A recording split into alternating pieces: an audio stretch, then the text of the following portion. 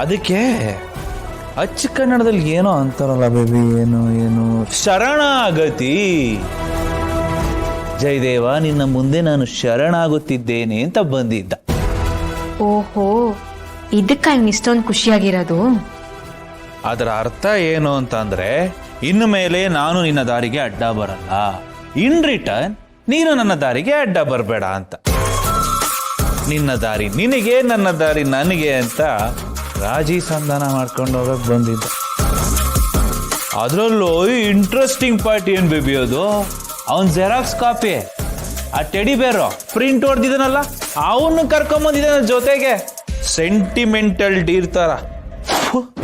ಅದೇ ಅವ್ರು ಬಂದಿದ್ದು ವಾರ್ನ್ ಮಾಡೋದಿಕ್ಕೆ, ಇನ್ ಮುಂದೆ ಈಗ ಮಾಡಬೇಡ ಸುಮ್ನಿರು ಅಂತ ಹೇಳೋದಿಕ್ಕೆ. ಇದ್ರಲ್ಲಿ ಡೀಲ್ ಎಲ್ಲಿ ಬಂತು? ಅದೇ ಡೀಲು.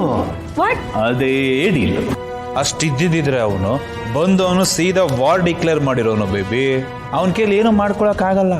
ಅದಕ್ಕೆ ಬಂದು ಟುಸ್ಸ ಪುಸ್ಸ ಅಂತ ಮಾತಾಡಿ ಹೋದ ಅಷ್ಟೆ. ಅವನಿಗೆ ನನ್ನ ಕಂಡ್ರೆ ಭಯ, ಅದಕ್ಕೆ ಅಲ್ಲೆಲ್ಲ ಮೂಲೆಯಲ್ಲಿ ಕೂತ್ಕೊಂಡು ಜೀವನ ಮಾಡ್ತಾ ಇದ್ದಾನೆ. ಅವನಿಗೆ ನಾನು ಏನು ಮಾಡ್ಬಿಡ್ತೀನೋ ಅನ್ನೋ ಭಯದಲ್ಲಿ ಬಂದು ಮಾತಾಡ್ಸ್ಕೊಂಡು ಹೋಗಿದ್ದು.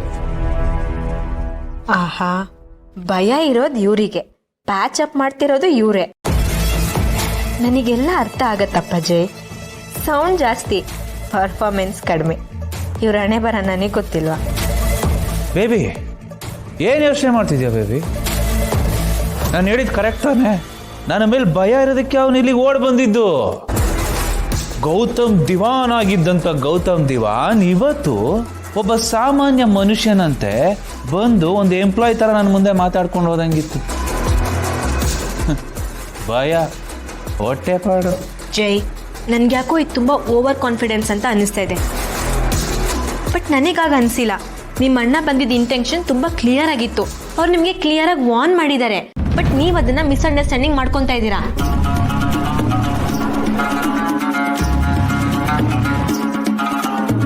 ಏನ ವಾರ್ನಿಂಗ್? ನನಗೆ ವಾರ್ನಿಂಗ್ ಕೊಡಕ್ಕೆ ಯಾವ ದೊಡ್ಡ ಪುಡಂಗೆ ಅವನು? ಯಾರು?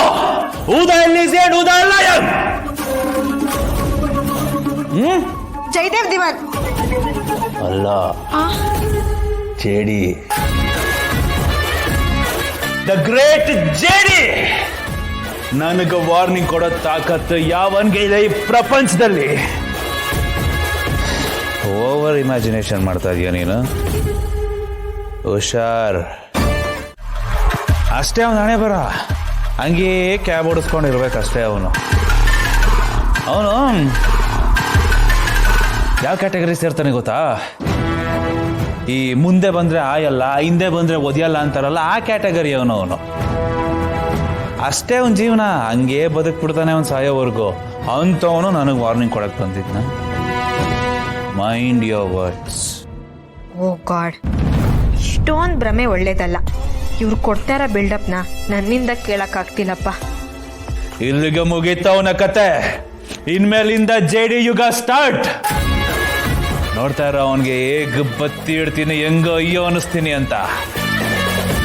ನನ್ನ ಹತ್ರನೇ, ಅದು ನನ್ನ ಮನೆಗೆ ಬಂದು ಬೇಡದಿರೋ ಮಾತಲ್ಲಾಡ್ಬಿಟ್ಟು ಹೋಗ್ತಾನ ಅವನು. ಆ ಊರಿಗಾದ್ರೂ ಅವನಿಗೆ ಯಾವ ರೇಂಜ್ಗೆ ಬತ್ತಿ ಇಡ್ತೀನಿ ಅಂತ ನೋಡ್ತಾರ. ಬಂದೆ ತೇಪೆ ಹಚ್ತೆ, ಇವಾಗೆಲ್ಲ ಮುಗೀತು ಅಂತ ಹೋಗಿದಾನವನು. No, never. ಬ್ಯಾಕ್ ಎಂಡ್ ಅಲ್ಲಿ ಏನೇನಾಗುತ್ತೆ ಅಂತ ಅವನಿಗೆ ಚಿಕ್ಕ ಇಮ್ಯಾಜಿನೇಷನ್ ಇಲ್ಲ. ಈ ಜೇಡಿನ ಕೆಣಕಿದ್ರೆ ಸುಮ್ಮನೆ ಬಿಡ್ತಾನೆ ಅನ್ಕೊಂಡಿದ್ಯಾ? ನರ್ಕ ತೋರಿಸ್ಬಿಡ್ತೀನಿ ಅವನಿಗೆ. ಅವನು ಕೊಟ್ಟಿದ್ದ ವಾರ್ನಿಂಗ್ ಅಲ್ಲ, ರಿಕ್ವೆಸ್ಟ್. ಆದ್ರೆ ಆ ರಿಕ್ವೆಸ್ಟ್ಗೆ ನಾನು ಕರ್ಗೋನು ಅಲ್ಲ, ಮರ್ಗೋನು ಅಲ್ಲ. ವಾರ್ನಿಂಗ್ ಅಂದ್ರೆ ಏನು ಅಂತ ಇನ್ನು ಮೇಲೆ ನಾನು ತೋರಿಸ್ತೀನಿ. ಅವನು ಅಂದ್ಕೊಂಡಿದ್ದಾನೆ ಈಗ ಸೀಸ್ ಫೈರ್ ಆಗಿದೆ, ಎಲ್ಲ ತಣ್ಣಗಾಗಿದೆ ಅಂತ. ಅಲ್ಲ, ಇನ್ಮೇಲಿಂದ ವಾರ್ ಸ್ಟಾರ್ಟ್. ಬರ್ತಾನೆ, ಎಲ್ಲೂ ಹೋಗಲ್ಲ, ಮತ್ತೆ ಬರ್ತಾನೆ. ಇದೇ ಮನೆಗೆ ಬಂದು ನನ್ನ ಕಾಲಿಡ್ಕೊಂಡು ಬೇಡ್ಕೋತಾನೆ, ಬಿಟ್ಬಿಡು ಜೇಡಿ ನನ್ನನ್ನ ಅಂತ.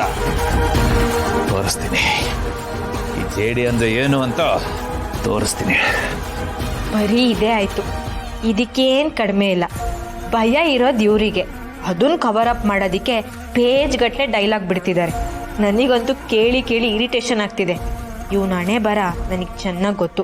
ಬರೀ ಬಿಲ್ಡಪ್ ರಾಜ.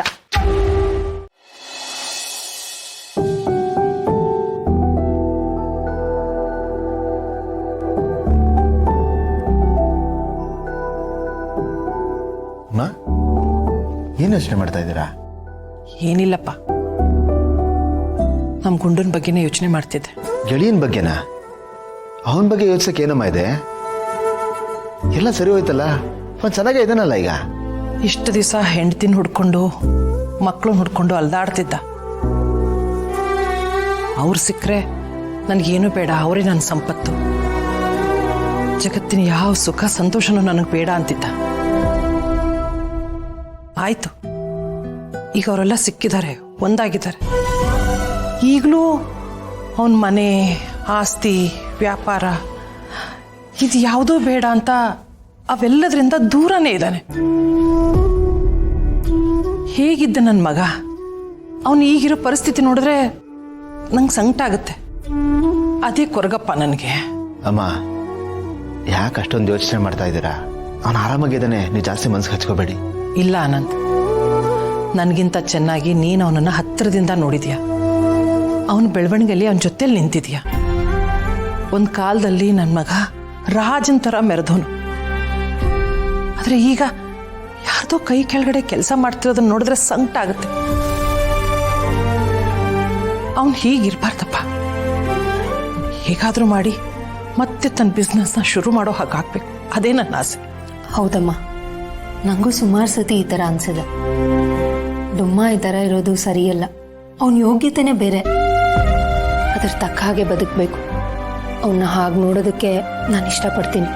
ಅಣ್ಣ, ನೀನಷ್ಟೇ ಅಲ್ಲ, ಅವನ ಆ ಥರ ಇರಬೇಕು ಅನ್ನೋದು ಎಲ್ರಿಗೂ ಆಸೆ. ಏನು ಮಾಡ್ತೀಯ? ಕಾಲಾಯ ತಸ್ಮೈ ನಮಃ ಅಂತಾರಲ್ಲ, ಹಾಗೆ ಏನೇನಾಗಬೇಕು ಅಂತ ಭಗವಂತ ಮೊದಲೇ ನಿರ್ಧಾರ ಮಾಡಿಬಿಟ್ಟಿರ್ತಾನೆ. ಒಂದು ಹುಲ್ಲು ಕಡ್ಡಿ ಅಲ್ಲಾಡಬೇಕು ಅಂದ್ರೂ ಅವನ ಪರ್ಮಿಷನ್ ಬೇಕೇ ಬೇಕು. ಒಳ್ಳೇದಾಗತ್ತೆ, ಕಾಯ್ಬೇಕಷ್ಟೇ. ಅಲ್ಲ, ಗೆಳೆಯನ ಜೀವನದಲ್ಲಿ ಅಷ್ಟು ಮಾಡಿದಾನೆ, ಇನ್ನಿಷ್ಟು ಮಾಡಲ್ವಾ? ಕಾಯ್ಬೇಕಷ್ಟೇ. ಯೋಚನೆ ಮಾಡಿಬಿಡಿ, ಎಲ್ಲ ಒಳ್ಳೇದಾಗತ್ತೆ.